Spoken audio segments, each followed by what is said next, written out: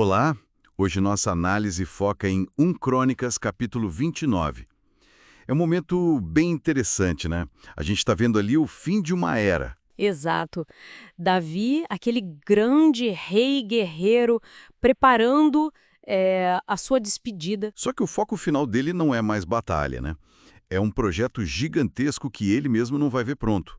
O templo. Isso mesmo.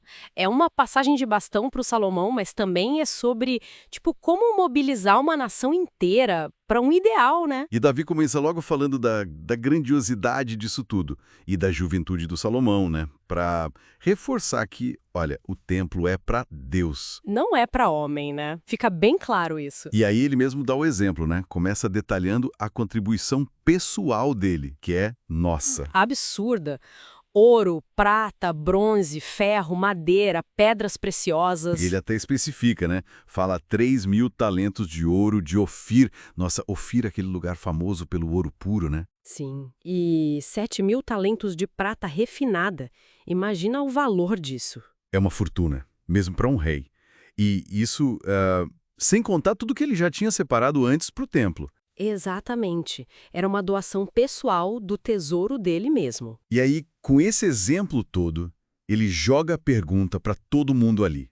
Quem, pois, está disposto a consagrar voluntariamente hoje sua oferta ao Senhor?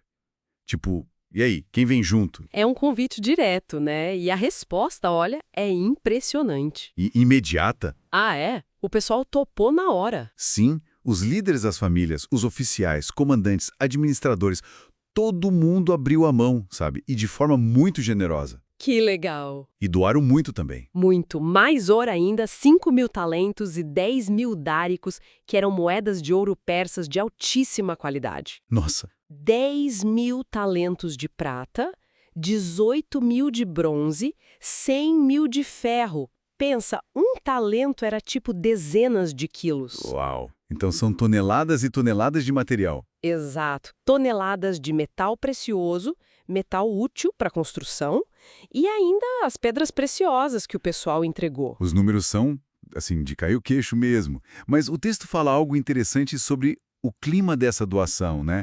Não era só a quantidade. Isso é muito importante. O versículo 9 destaca a alegria. Diz assim: o povo alegrou-se com essa oferta voluntária, pois de coração íntegro fizeram ofertas voluntárias ao Senhor. Ah, então não foi algo pesado, uma obrigação? Não, foi voluntário de coração e diz que o rei Davi também ficou com grande júbilo, muito feliz. Havia um sentimento de unidade, sabe? De propósito comum, uma celebração mesmo. Que bacana! E com essa onda toda de generosidade, o ambiente ficou perfeito para Davi se voltar para Deus, né? Ele faz uma oração ali na frente de todos. Sim, e que oração! É muito reveladora do coração dele naquele momento. O que tem de tão especial nela? Bom, ele exalta a grandeza, o poder de Deus, claro, mas o ponto central, para mim, é o reconhecimento de que tudo pertence a Deus, a soberania divina sobre tudo. Tem aquela frase famosa, né? Exato, porque tudo vem de ti e nós apenas te demos o que vem das tuas mãos. Olha que humildade! Ele é um rei superpoderoso, rico. Sim. Reconhecendo que ele e o povo são só administradores, né? Que tudo já era de Deus para começo de conversa. Precisamente. Uma humildade radical mesmo. E esse que você falou da humildade é muito forte, né? Porque ele até pergunta: quem sou eu e quem é o meu povo? Para que a gente pudesse dar ofertas assim tão voluntariamente. Ele se vê como estrangeiro, peregrino. É. E ele também fala algo sobre Deus sondar o coração, né? Que Deus se agrada da sinceridade, da integridade. E ele afirma que deu tudo de coração limpo. Ele está preocupado com a motivação por trás da oferta, não só com a oferta em si. Isso. E ele projeta essa preocupação para o futuro. Ele pede a Deus para manter essa disposição no coração do povo. Uhum. E muito importante, pede para Deus dar a Salomão um coração íntegro para ele conseguir seguir os mandamentos e construir o templo. Ah, então não era só recurso material. A preocupação era com a continuidade espiritual, com a fidelidade do próximo líder. Exatamente. A integridade do líder era fundamental para o projeto. E como a Assembleia reage a essa oração? A resposta é imediata de novo.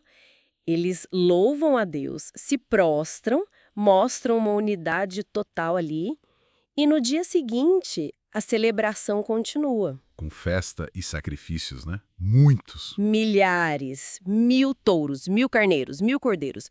Uma festa enorme, com muita alegria.